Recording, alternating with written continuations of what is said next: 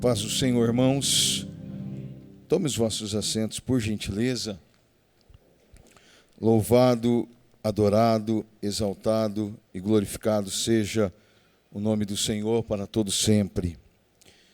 Para nós é um privilégio, né, irmãos, estarmos aqui nesta tarde para adorar a esse Deus, compartilhar a sua palavra e saber que Ele está aqui no nosso meio, recebendo todo o louvor, toda a honra e toda a glória que é dada a Ele, porque Ele é digno de ser louvado, honrado e adorado para todo sempre.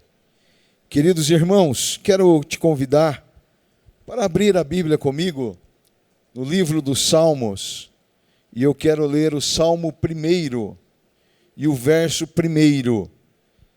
Salmo 1 e o verso 1. Quero meditar rapidamente com os irmãos nessa palavra, que parece, pastor, que está desentoando das outras palavras, pastor. Mas eu sei que o Espírito Santo de Deus tem algo especial para cada um nessa tarde. E eu creio que o Senhor falará profundamente aos nossos corações. Nos diz a palavra do Senhor: bem-aventurado o homem que não anda segundo o conselho dos ímpios, nem se detém no caminho dos pecadores, nem se assenta na roda dos escarnecedores. Irmãos, a primeira palavra pregada nessa tarde, através da vida do pastor Marcos Tasca, ele falou sobre uma mulher e um projeto de Deus, que seria o filho da promessa. E aquela mulher parecia não estar feliz, porque a palavra bem-aventurado significa feliz. Aquela mulher não aparentava estar feliz com aquela situação que ela estava vivendo. Depois, nós ouvimos outra pregação que também estava relacionado com a família de Abraão, que era José. E José foi levado cativo ao Egito. O tablet não está querendo funcionar, mas nós vamos desligá-lo então, né? E aquilo que Deus tem colocado, eu sei que está no coração, e cada palavra que tem que ser dita aqui nessa tarde será dita em nome de Jesus, amém? Irmãos, e aquele homem, aquele jovem José, foi levado escravo para o Egito. E ser escravo parece que não é uma situação muito boa, e ser legal ao ponto de dizer que a pessoa é feliz em ser escrava. Depois, a próxima palavra que veio relata a história de um homem que era neto de um rei, da linhagem real, porém, seu avô é morto, seu pai, seus parentes, e na fuga, obrigado, Pedro, e na fuga da sua babá, ele é ferido e é enviado para uma cidade chamada Lodebar, que também não era aparentemente um lugar de felicidade. E a Bíblia diz que feliz, bem-aventurado o homem que não anda segundo o conselho dos ímpios. Ou seja, aquele homem que anda na presença de Deus é um homem feliz. Agora, ser uma pessoa feliz não depende da circunstância que você esteja vivendo. Não depende se você é um escravo no Egito, se você é uma escrava que também era do Egito, Abraão.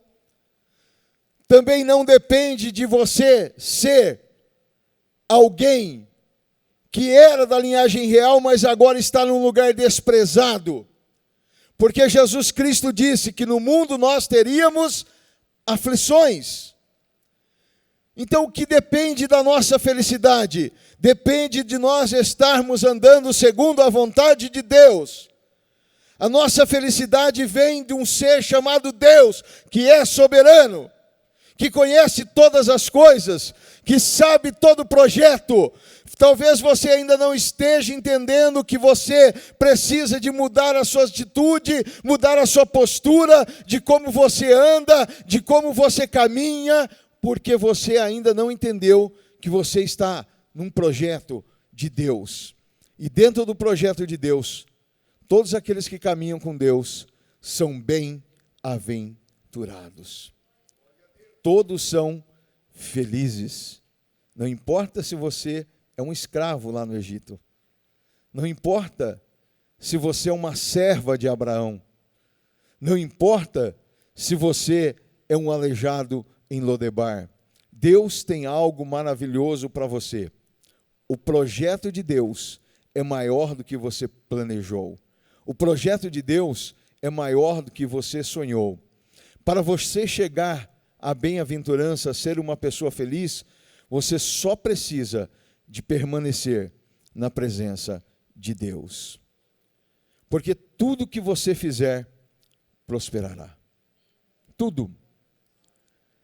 Irmãos, Jó, capítulo 41, e verso 22, a parte B diz: perante ele, até a tristeza salta de prazer. E eu fiquei imaginando uma situação muito difícil em que a tristeza pudesse saltar de prazer, e eu me lembrei de um grande amigo de Jesus chamado Lázaro. Lázaro ficou enfermo e avisaram Jesus: olha, Lázaro está enfermo. Por mais que Jesus amasse Lázaro e desejasse que ele tivesse saúde, Jesus entendia que o projeto de Deus seria maior. Eu creio que Jesus tivesse dito uma palavra, né, como ele diz, aquele homem, né, dize somente uma palavra e meu servo será curado. Jesus poderia ter dito uma palavra naquele momento onde ele estava e Lázaro ser curado.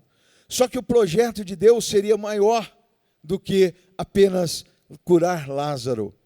E Jesus se demora a ir ter com Lázaro, e quando ele chega na casa de Lázaro, a notícia que ele tem é: Lázaro morreu. Lázaro está morto.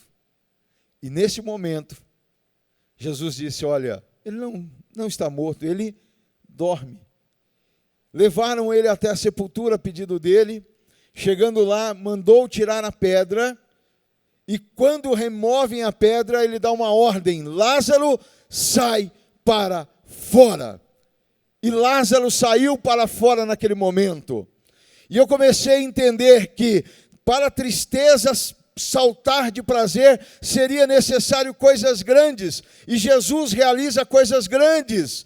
Aquele milagre da ressurreição de Lázaro ficou marcante para toda aquela família, para todos que conheciam aquele homem e para aquela cidade. Ou seja, onde a presença de Deus está, Deus abençoa o seu povo ao ponto de trazer felicidade, ao ponto da tristeza saltar de prazer, saltar de alegria, porque o nosso Deus pode realizar coisas impossíveis. Agora, bem-aventurado o homem que não anda segundo o conselho dos ímpios. Andar, irmãos, com ímpio pode até parecer legal, porque parece que os ímpios fazem tantas coisas bacanas, né? Tantas coisas que trazem alegria ao coração. Só que há caminhos que para o homem parece ser bom, mas o seu fim é a morte. E nós precisamos de entender, irmãos, que para a verdadeira felicidade existir em nós, para nós sermos plenos e felizes, nós precisamos de andar com Deus e não como o ímpio anda. O profeta Jeremias, no capítulo de número 17, 9, 10, diz assim: enganoso é o coração, mais do que todas as coisas, e perverso, quem o conhecerá? Eu, o Senhor, esquadrinho o coração e provo os pensamentos, e isso para dar a cada um segundo os seus caminhos e segundo o fruto das suas ações. Ou seja, mesmo que o teu coração esteja te dizendo, olha, aquele caminho é bacana, aquele caminho é legal, não parta pelo aquele caminho. Ande segundo o caminho de Deus, segundo a vontade do Espírito Santo. Ande na luz. Quem anda na luz não tropeça. Quem anda na luz é vitorioso. Quem anda na luz é feliz. Quem anda na luz é pleno. Quem anda na luz é uma pessoa cheia de vitória, cheio de gozo. Quem anda na luz não tropeça. E nós precisamos de andar como Deus quer, não como os ímpios andam, porque eles andam de mal a pior, e eles vão cair e tropeçar, mas aquele que anda com Jesus, mesmo que for um escravo, vai ser um escravo abençoado, mesmo que for uma serva, será uma serva abençoada. Irmãos, Agar não fazia ideia do que aconteceria com a geração dela. Eu fico imaginando, enquanto o pastor Luciano pregava, o pastor Fernando pregava, eu começava a fazer a imagem daquele rapaz, lá em Lodebar, esquecido. Não fazia ideia do projeto ainda que Deus tinha pela frente. Mas só precisamos de andar com Deus para entender o projeto de Deus. Agar não fazia ideia de que seu filho seria pai de grande nação. Seu filho geraria homens de guerra que estão aí até hoje, dando trabalho para as nações, os descendentes de Agar. E o teu futuro, irmão, será brilhante, será feliz, se você andar na presença de Deus. Ande com Ele, não se desvie nem para a direita, nem para a esquerda, mas ande segundo a vontade de Deus, fique no centro da vontade de Deus, e você será feliz, você terá filhos, os seus filhos terão filhos, e esses darão frutos, aleluia. Agora, se você andar olhando para o ímpio, e achar que há felicidade na vida do ímpio, você poderá fazer como o salmista, que disse assim, que os meus pés quase escorregaram. Por quê? Porque olhei para a prosperidade dos ímpios. Achei que havia coisas bacanas na vida dos ímpios. Achei que corria tudo bem na vida deles. Mas o Espírito levou ele a entender o fim de cada um deles. E o seu fim era triste. E a Bíblia continua, nem se detém no caminho dos pecadores. Irmãos, se deter no caminho dos pecadores é uma coisa complicada. Você estará dividindo o mesmo fardo de pecado com eles. E a Bíblia diz que o salário do pecado é a morte. Primeira epístola de João, no capítulo 3, versos 8 a 11, diz assim: aquele que pratica o pecado procede do diabo, porque o diabo vive pecando desde o princípio. Para isto se manifestou o Filho de Deus, para destruir as obras do diabo. Todo aquele que é nascido de Deus não vive na prática do pecado, pois o que permanece nele é a divina semente. Ora, se não pode viver pecando, porque é nascido de Deus. Nisto são manifestos os filhos de Deus e os filhos do diabo. Todo aquele que não pratica justiça não procede de Deus, mas aquele que não procede de Deus, nem aquele que não ama ao seu irmão. Porque a mensagem que ouviste desde o princípio é esta: que nos amemos uns aos outros. Ou seja, aquele que é nascido de Deus não peca. O pecado, ele é, na verdade, para o cristão, um acidente de percurso. Billy Graham, ele disse assim: o pecado é tão grave que custou o próprio Filho de Deus, Jesus Cristo, sua própria vida. Se Deus leva o pecado a sério, não deveríamos levar também? Ou seja, o pecado é algo tão terrível na vida do homem, e a Bíblia fala que aquele que anda no pecado não procede de Deus, mas procede do diabo. Ou seja, o pecado é algo que nos distancia de Deus, o pecado é algo que nos afasta da glória de Deus, o pecado é algo que nos afasta da felicidade, e muitos de nós não entendemos isso e não levamos isso a sério e brincamos com o pecado. José, ele não quis brincar com o pecado. José, quando aquela mulher foi lá para cantar ele, para falar palavras doces ao seu ouvido, ele já fugiu. E é o que a Bíblia diz, para nós fugirmos da aparência do mal. Tem crentes que se acham mais fortes, que se acham tão super-homens, tão super-mulheres, que brincam com o pecado, enquanto nós deveríamos levar o pecado muito a sério e nos afastar dele. Nós deveríamos fugir do pecado, fugir da aparência do mal, nós deveríamos nos distanciar, para que nós pudéssemos ser homens e mulheres felizes. Outro dia, enquanto eu fazia um aconselhamento pastoral, não sei se eu disse aqui na igreja, mas o Espírito me fez lembrar disso, uma pessoa me disse o seguinte: estou cansada de levar essa vida do jeito que eu levo, dando tudo errado. E eu virei para ela e disse: olha, enquanto você continuar fazendo coisas que desagradam a Deus, você terá isso na sua vida.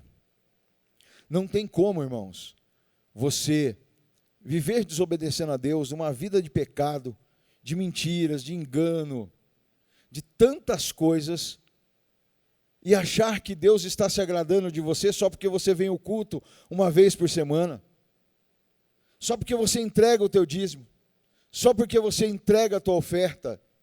Não, meu irmão, nós precisamos de viver uma vida separada do mundo, é abandonar os desejos da carne, abandonar aquilo que, a concupiscência dos olhos, aquilo que Satanás nos oferece. Nós temos que deixar de lado as oferendas do diabo e servir a Jesus com fidelidade, porque assim nós seremos bem-aventurados. Você será bendito ao entrar, bendito ao sair. Aonde você chegar, a bênção de Deus te acompanhará. Aonde você for, Deus será contigo.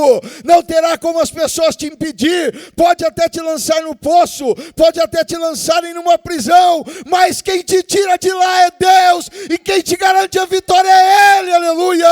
Deus será contigo em tudo que você fizer, aleluia. Nós só precisamos de fazer a vontade de Deus, andar segundo os seus preceitos.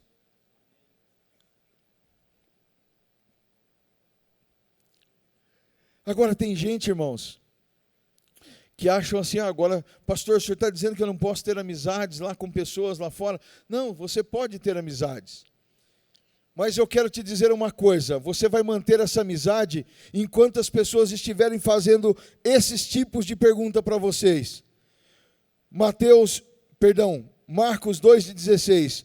Os escribas dos fariseus, vendo-o comer em companhia dos pecadores e publicanos, perguntaram aos discípulos dele: por que come ele com os pecadores, publicanos e os pecadores?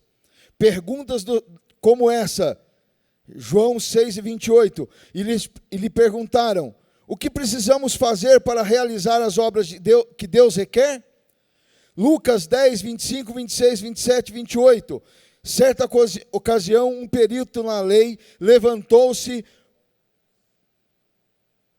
para pôr Jesus à prova e lhe perguntou: mestre, o que preciso fazer para herdar a vida eterna? O que está escrito na lei? Respondeu Jesus: como você a lê? E ele respondeu: ame o Senhor teu Deus de todo o teu coração, de toda a tua alma, de todas as tuas forças e de todo o teu entendimento, e ame o teu próximo como a si mesmo. Disse-lhe Jesus: você respondeu corretamente, faça isso e viverá. Lucas 18, 18 até o 22, certo homem importante lhe perguntou: bom mestre, que farei para herdar a vida eterna? Por que me chama de bom? Respondeu Jesus: não há ninguém que seja bom a não ser somente Deus. Você conhece os mandamentos? Não adulterarás, não matarás, não furtarás, não darás falsos testemunho, honra teu pai e a tua mãe. A tudo isso tenho obedecido desde a minha adolescência, disse ele. Ao ouvir isso, disse-lhe Jesus: falta-lhe ainda uma coisa, venda tudo o que você possui, dê o dinheiro aos pobres e você terá um tesouro no céu, depois venha e siga-me. É esse tipo de pergunta que os teus amigos te fazem? O que eu faço para herdar a vida eterna? Olha, mestre, o que eu preciso fazer? Ou será que os teus amigos conversam de você para igual, xingam, falam palavrões, e você dá risada, contam piadas indecentes, e você está no meio deles contando também? Se você está vivendo desse jeito, você precisa de uma mudança, porque você precisa realmente de encontrar-se com Jesus, e as perguntas mudarão para a sua vida. Pessoas perguntarão para você: como eu faço para ser feliz? Como eu faço para herdar a vida eterna? Como eu faço para ser como você? É esse tipo de pergunta que homens e mulheres devem fazer para um servo de Deus. Depois também que Jesus partiu, essas perguntas continuaram ecoando. Atos 2:37. Quando ouviram isso, os seus corações ficaram aflitos e perguntaram a Pedro e aos outros apóstolos: irmãos, que faremos? E Pedro respondeu: arrependam-se cada um de vocês e sejam batizados em nome de Jesus Cristo para o perdão dos seus pecados e receberão o dom do Espírito Santo. Aleluia. Glória a Deus. Irmãos, esses dias eu um bate-papo aqui com os jovens, um me disse assim, para sua felicidade, pastor, um me disse assim: a palavra mais dura que eu já ouvi pregar nessa igreja foi o senhor que pregou, pastor Wesley. Pastor Floslino acha que prega palavras duras, mas nessa tarde o Senhor me colocou uma palavra dura no meu coração e eu preciso de entregá-la por completo para vocês.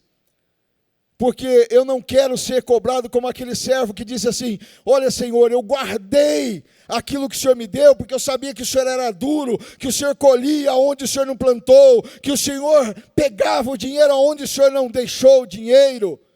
E aquele Senhor disse: olha, mal está, servo, porque você sabia que eu era assim. Segundo as tuas palavras, eu vou te julgar.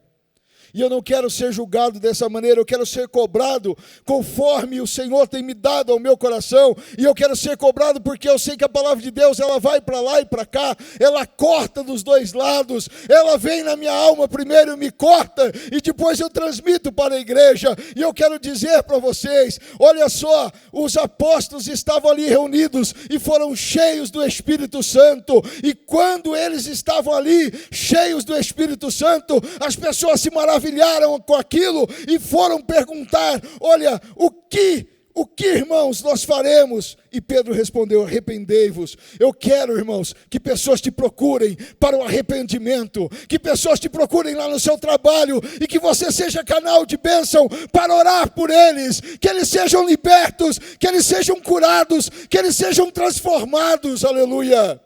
Porque o mundo está aí, irmãos, indo de mal a pior. Muitos falsos pastores, falsos crentes, pessoas que não vivem a palavra de Deus, que não dão bom testemunho nos seus empregos, mas você vai brilhar lá como uma luz, e as pessoas vão te procurar, e você vai orar por elas, e mudanças extraordinárias acontecerão, porque o Senhor está contigo, você será feliz, e você vai abençoar outras vidas. Vocês se lembram que Deus disse a Abraão? Em ti serão benditas todas as nações. Eu te abençoarei, mas em ti serão benditas todas as nações. Irmãos, isso é uma responsabilidade que foi dada a Abraão, assim como é dada a nós nessa tarde. Como servos de Deus, nós precisamos de ser um canal de bênção para as vidas. A cidade de Campinas precisa de ser impactada pelo poder de Deus. O teu trabalho precisa de ser impactado pelo poder de Deus. E as nossas casas também precisam ser impactadas pelo poder de Deus. E começa comigo e com você. Deus está querendo nos fazer homens e mulheres felizes, prósperas, abençoadas, para abençoar outras vidas. Aleluia. Atos 16, 29, 30, 31 também nos diz assim: o carcereiro pediu luz e, entrando no corredor e trêmulo, prostrou-se diante de Paulo e Silas. Então levou-os para fora e perguntou: senhores, que devo fazer para ser salvo? E eles responderam: creia no Senhor Jesus e serão salvos, você e toda a sua casa. Quantos de nós já fomos questionados: como devo fazer para ser salvo? Será que as pessoas estão nos procurando para a salvação? Ou será que elas nos procuram para fazer um churrasco, bater papo, tomar uma cervejinha, um esquinho depois do expediente? Mas ninguém nos questiona de como devo fazer para ser salvo.